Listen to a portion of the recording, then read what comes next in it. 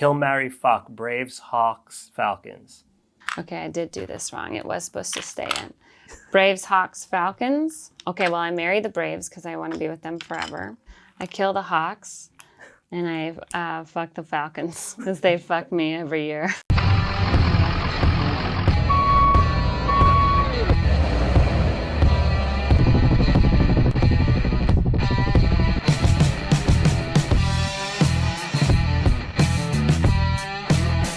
Welcome to Building Friendships. I am your host, John Sosis, and I'm with one of my absolute favorite people for episode 1.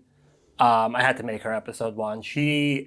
I've told her this a million times, but I almost didn't come out to LA because there was so much drama before me coming out here. And she had my back, and I came out here. She's a comic. She's a writer. She's an actress. She's a game show star. Yeah. I mean, she does everything. Sports weirdo. She's a sports fanatic, which is we'll get to that. She's Sarah Tiana. Hello, buddy. Thank you for having me. This is so fun. This. No, of course. I'm so glad I finally got to. Yeah, I mean, I'm so glad you did this because 1, they just released a new Lego set, and I was like, oh, this is perfect. And 2, yeah, just like talking shit with my friends and just building Lego, so it's kind of fun. Okay. So they released a new Jurassic Park set, a 90s throwback. I'm going to be doing the Jeep today. But we also are week 2 into the, is it the Women's World Cup? Yes, U.S. Women's National Team. So lift up that box. We got the Women's World Cup going on. Oh, wow. Look at that. And I kind of want to talk to you about just sports in general because it's... The ball's not in the goal. It's still a tie and a draw. It really is. So those are the instructions. Those are bags 1 and 2. This is like... It's an encyclopedia. There's 4 bags in there that are not built yet that you're going to take home and that I'm going to try to accomplish. I have to build this whole floor. Doesn't already come together? No. Oh my goodness. Yeah, I know. It's crazy. Lego is wild. It's like IKEA for children. Okay, this is bag 1 and this is bag 2. So that's what that means. Bag 1 and bag... I think you got this. So first you could start with the people. That should be pretty easy. Okay. Oh, yes. So you are originally from California, moved to Atlanta. Moved to North Georgia. Yeah, I wish Atlanta, but no, not Atlanta. I know you're a Braves fan. Okay, close enough. Yes, Braves fan. We were Oakland A's fans when I moved. Okay. Because my grandmother worked for the Oakland A's and my family was from the East Bay, so Oakland A's it was. And then obviously you couldn't watch any of that. So we started watching Braves games because they ended up becoming on TBS. So then we would watch them around the television at night. And oh my gosh, how old were you at this point? I mean, I was 5 when we moved. Okay. And then, so I guess probably 6, 7 when we really started. Okay, so you really grew up with sports. Yeah, I really grew up with sports. My mom was like Joe Montana. This is not right. This is already going wrong. It's so amazing. My mom was a Joe Montana fan because there it goes. Because Joe Montana, Jerry Rice. And I always say there's no Jerry Rice if Roger Craig is not there. So, and then I remember going to Atlanta Fulton County Stadium to watch the Falcons play the 49ers. And we were sitting so far away that I had no idea what was going on. I got to try to make Megan Rapinoe now. I don't understand what this means. You can switch the hair around. This is saying there's 2 options. Yeah, I think she might have regular hair and the purple hair. Oh, I see. Oh, Rapinoe has a jersey. Oh, Yuki has a jersey. Oh, I see. Okay. Black girl does not have a jersey. Name. No name, but she was first. I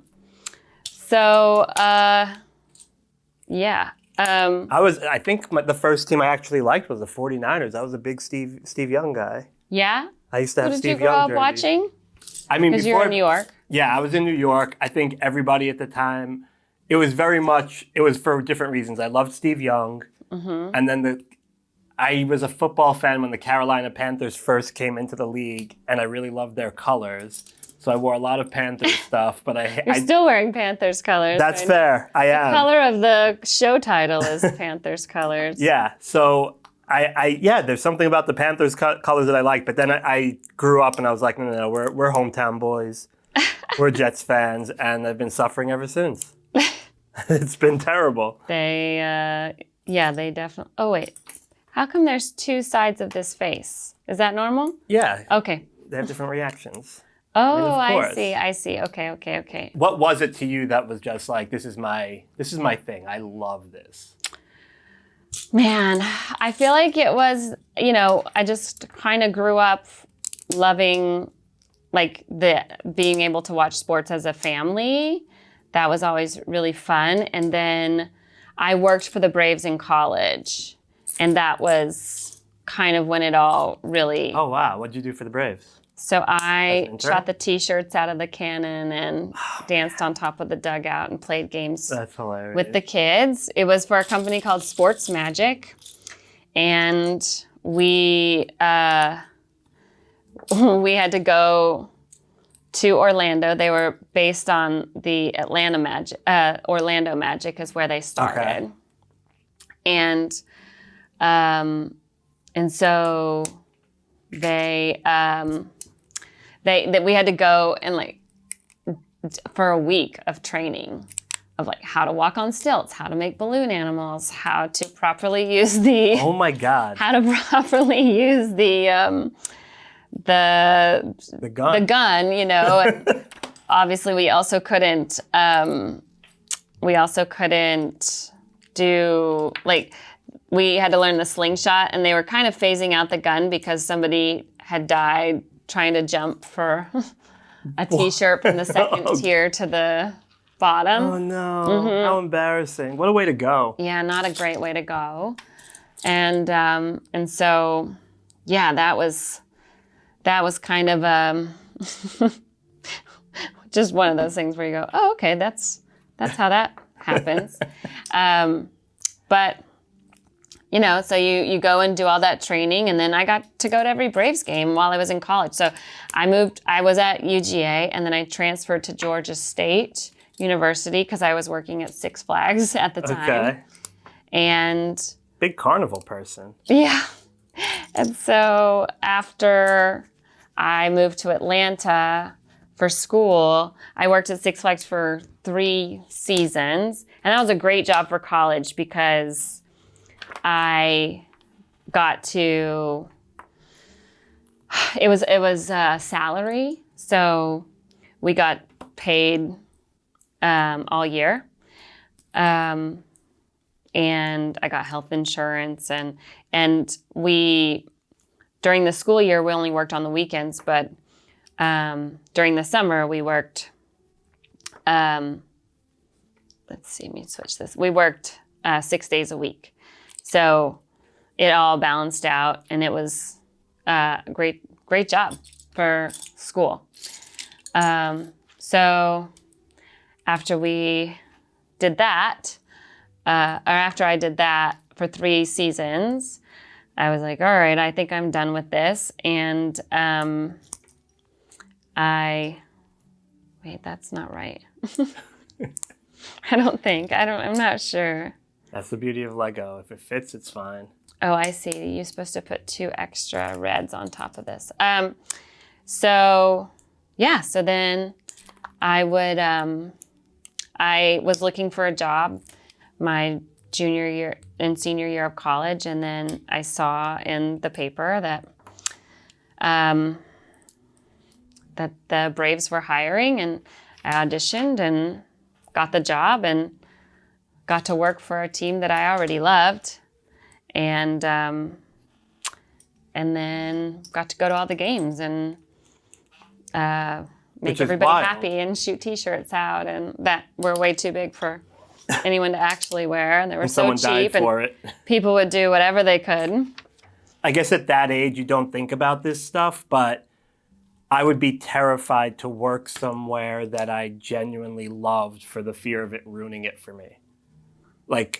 I didn't know what the Comedy Store was, but if the Comedy Cellar wanted me to work there, I'd probably be like, this place is too much of my growing up, my 20s. I don't know if I want to go and learn the ins and outs. Oh, right. So like it's interesting that like you left there and you still had a good love for the team and. Well, I think it made me love the team even more because I was like really present for so much more heartbreak, and I got to know a lot of the players. We would do this thing called the fan player interview.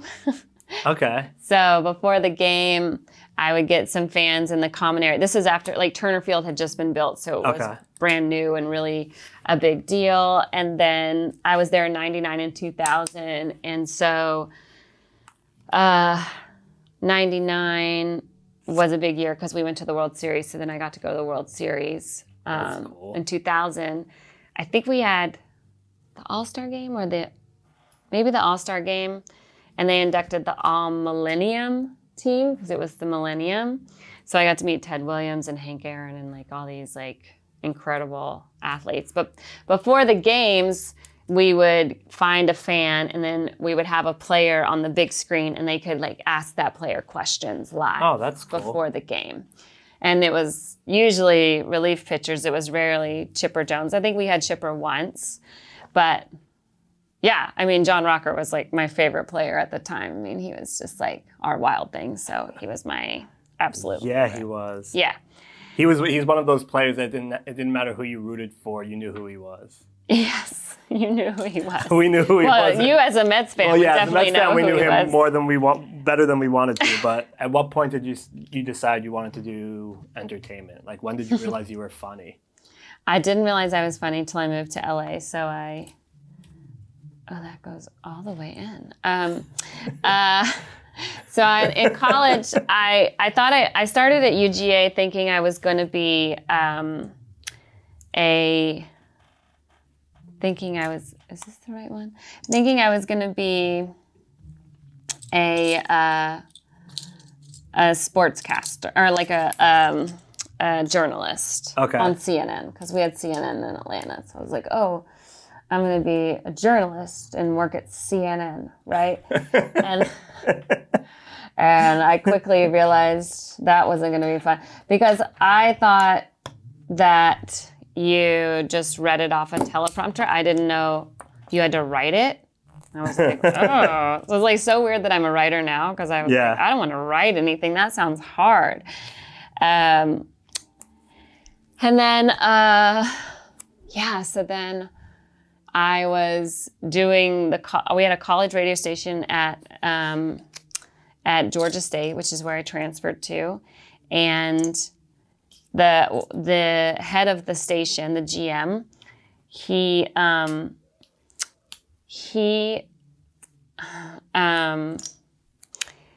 was in my geography class or geology class with me because I had this thing in college where I was like, I'm never going to take anything that ends in ology or ology. Did you have to? Because they made me take Greek mythology, biology, geology. I took geology 4 times. I needed to graduate. I was like, when am I going to have to identify sedimentary rocks? Leave me the fuck alone. It's a nightmare. Yeah, no, I tried to stay out. So I took geography, and then this guy Matt,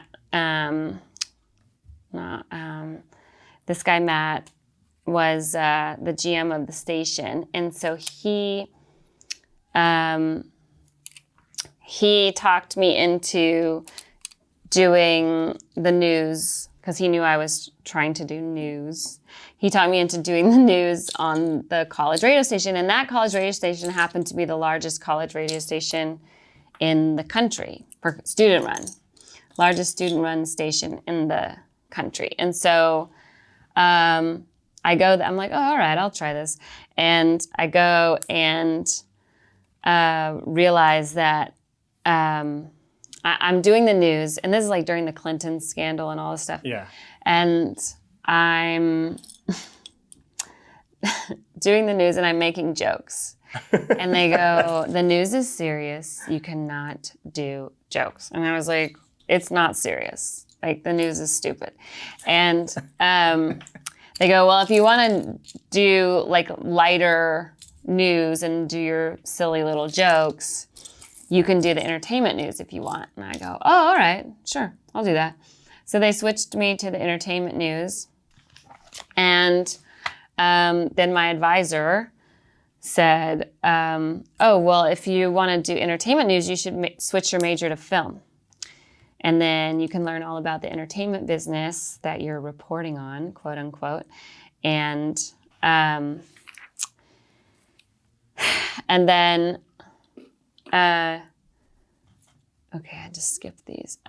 So I switched to entertainment news and to film. And when film, I could minor in theater. Okay. And that just meant I didn't have to do set design. I could just take the acting classes.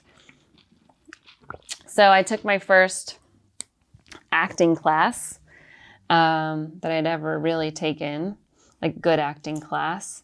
And I remember doing a monologue in school, and I got this huge standing ovation, and I got 100, and I like blacked out. Like I was just so present in what was happening. And my teacher was like, oh my gosh, you're so good at this. And I was like, no one had ever, when you grow up in Georgia and I'm acting in plays and all this stuff, everyone's like, oh, Sarah, you're such a good actress. You'd make a great dental hygienist. Like nobody thinks of it as a career.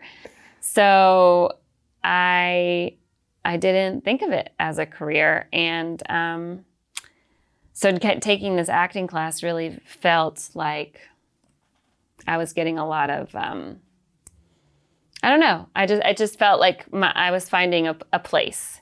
And so I started getting more into the acting classes and taking it a little more seriously, and taking acting classes in Atlanta with like other professional studios and stuff. And then I studied, my teacher was the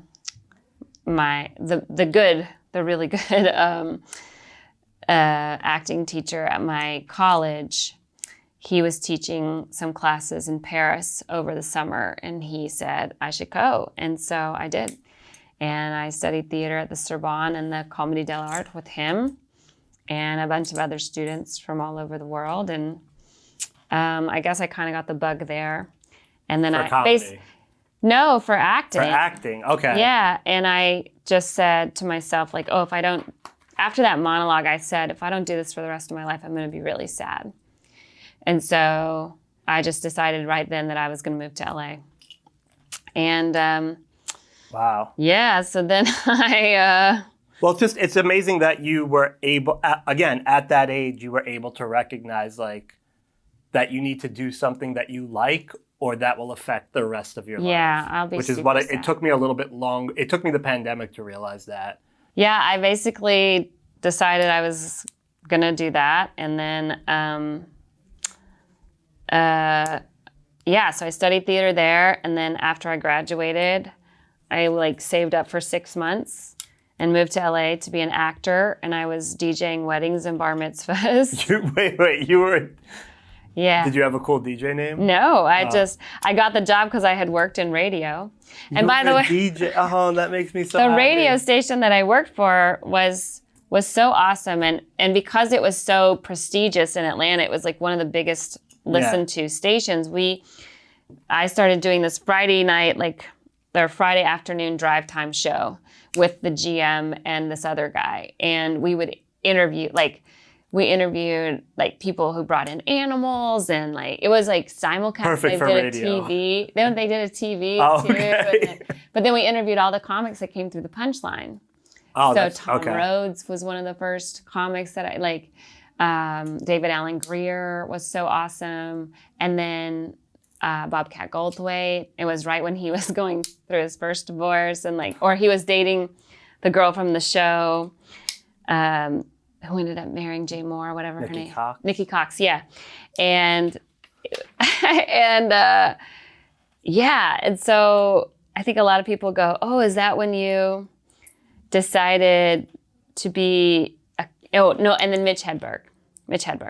And Mitch Hedberg was the first comic to ever give me tickets to see a comedy show. So that was the first time I ever saw a comedy show. Oh, wow. I'd never seen stand-up comedy before. And you're 20s by now. I'm 20 or 21 at the time. 21, because that's how I got So in that sounds about right. I think depending on the club, like you have to be 21 to come in. So, okay. So I was 21, and then people always go, "Oh, is that when you decided to do comedy?" And I'm like, "Oh, you don't watch Mitch Hedberg and go, oh, I could do that." Do that. I just was like, "Oh, I have no idea how that works," and I just forgot about it. Yeah. Didn't think about it again. And then I moved to LA and, was doing extra work to get my SAG card, working this DJ job. And this guy that I was DJing with, this guy Poetry, who was a deaf poetry jam, like a slam poet, was like, every time we would go and work together, he was always like, "You're so funny. You're so funny. You should do stand-up." And I was like, "What? I can't do stand-up. Like, I don't have a TV show. Like, you have to have a TV show, and then you can do stand-up comedy."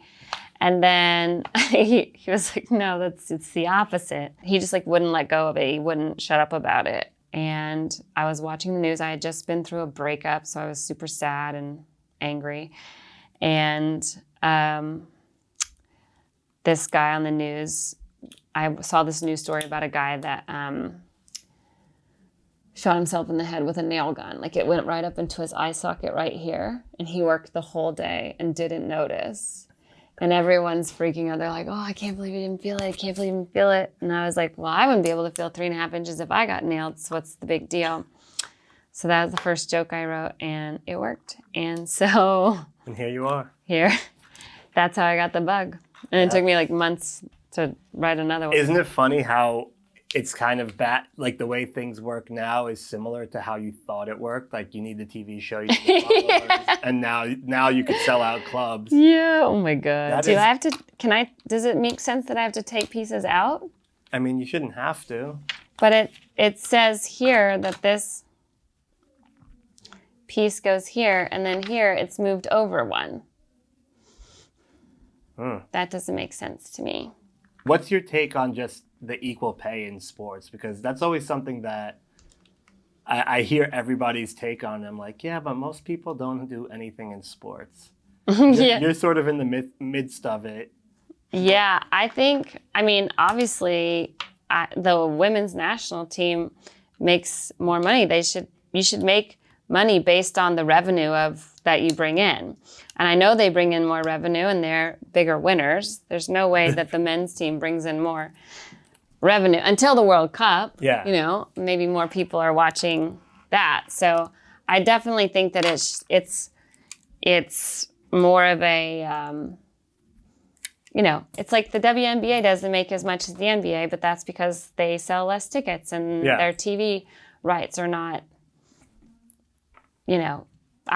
I wish more people watched it, but I don't watch it, so I can't say, more people should watch it, because I'm not watching it either. Kill, marry, fuck. Braves, Hawks, Falcons. Okay, I did do this wrong. It was supposed to stay in. Braves, Hawks, Falcons. Okay, well, I marry the Braves because I want to be with them forever. And then, hold on, I have to go back.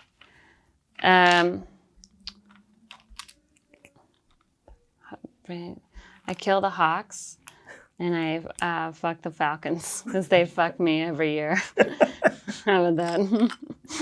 Nailed it. Yeah. That sounds about right.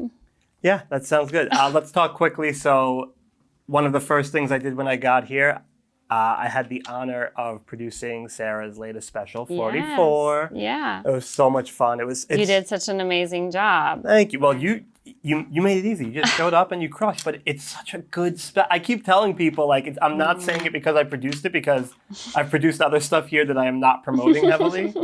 It is such a good special. Thank you. Is it stuff that...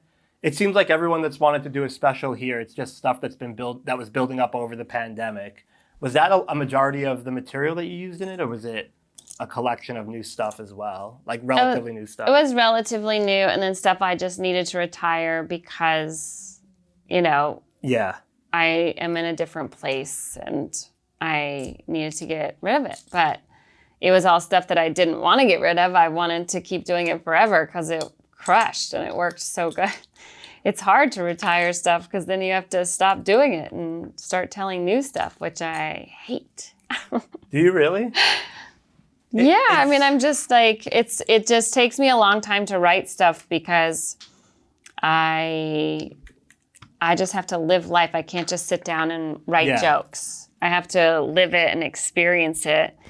And when I'm not, I think also when you're a mother, living and experiencing life it just happens a lot slower, and you're so mentally distracted by a child. For me, it has to be super honest and organic, and it has to be true, because if I'm going up there and saying something that's inauthentic, then I feel like the audience knows. Yeah. And they're going to judge me for it. So I can't do that. I have to truly live something, experience something, because I have to go back to that place when I'm telling that joke. Like, I did a bit about going to a club, you know, when you're older in my last special, because like when you're old and you go to a club, all you want to do is sit down, but that costs $1,000.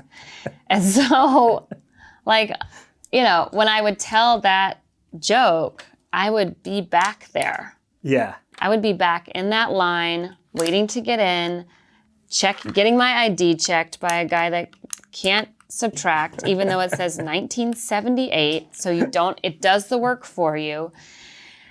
Just, and so I get back into that angry place, and I have to have that on stage. I think maybe that's part of the actor in me. It's like a bit of reality, so that I'm constantly just angsty, and I'm truly upset.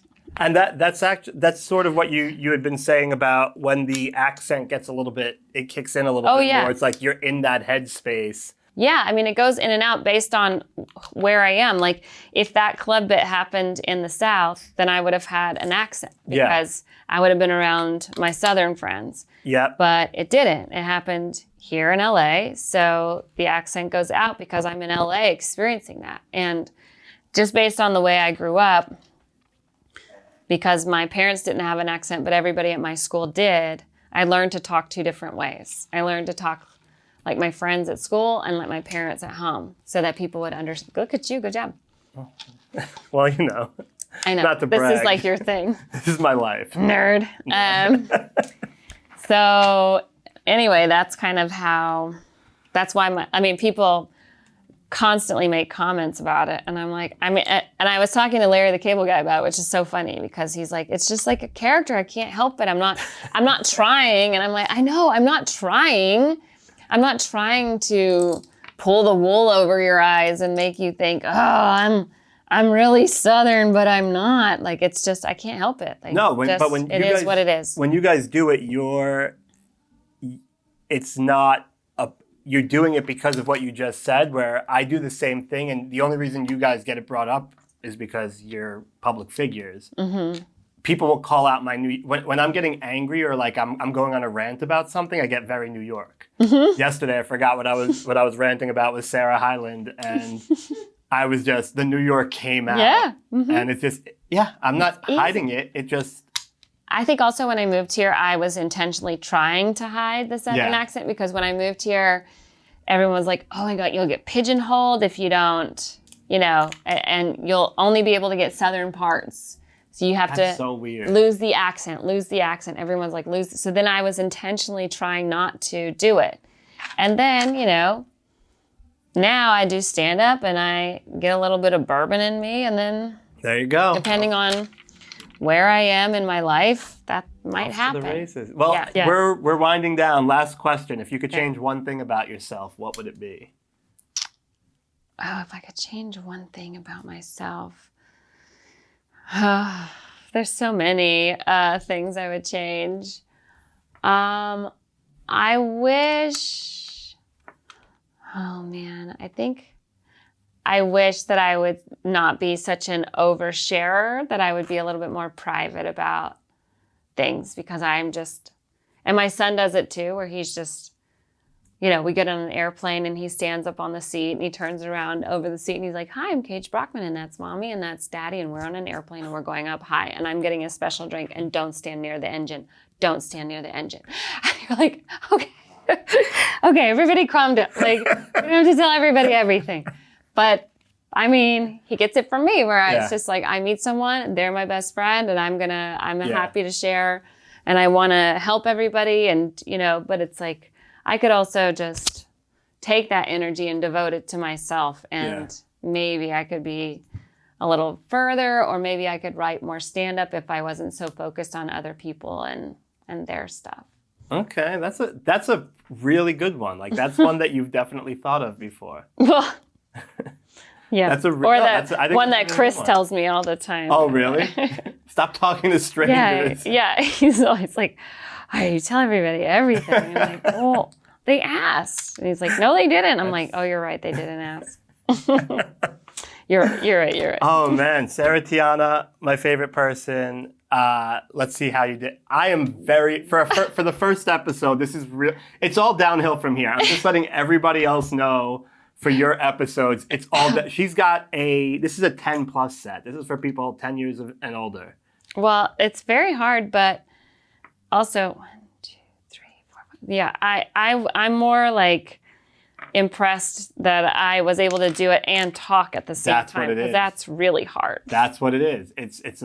I keep saying it. It's like the people that can play music and play an instrument and sing at the same time. I can do that. It's very hard. This I could do with no problem. Yeah. I got my little. I'm not leaving. I'm going to finish this. You can if you want. Is somebody else you're supposed taking it home. Oh, how am I? You don't have to stick I can't break here. it down, right? What?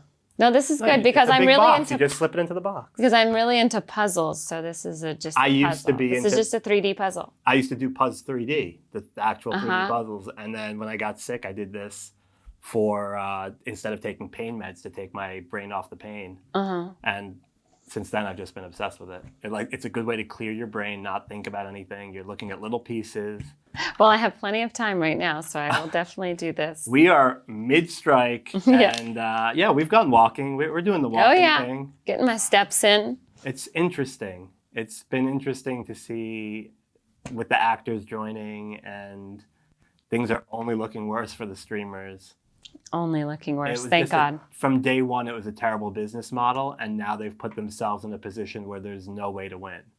There's no way to win. They're going to have to merge or fold. And then I think we're definitely going to have to split. The networks are going to have to split with the streamers to make a deal. And then maybe we'll be able to work for CBS, but we won't be able to work for Hulu. And we'll have to see. I mean, Disney's going to own everything at some point. So I think they're going to have to merge at some point. It's going to be a mess. It's going to be a mess. It already is a mess. Everybody's on the streets. The hotels are protesting. Right. Thank God UPS made a deal so we can still get our Amazon packages. Exactly. Except now you're supporting Amazon Studios, so. But Amazon Studios doesn't care about their TV department, or film. Yeah. They're like, we sell toilet paper. This is 1/3 of 1% of what we do. Toilet paper's keeping the lights on. Yeah. Well, thank you, Sarah Tiana. Where can people find you?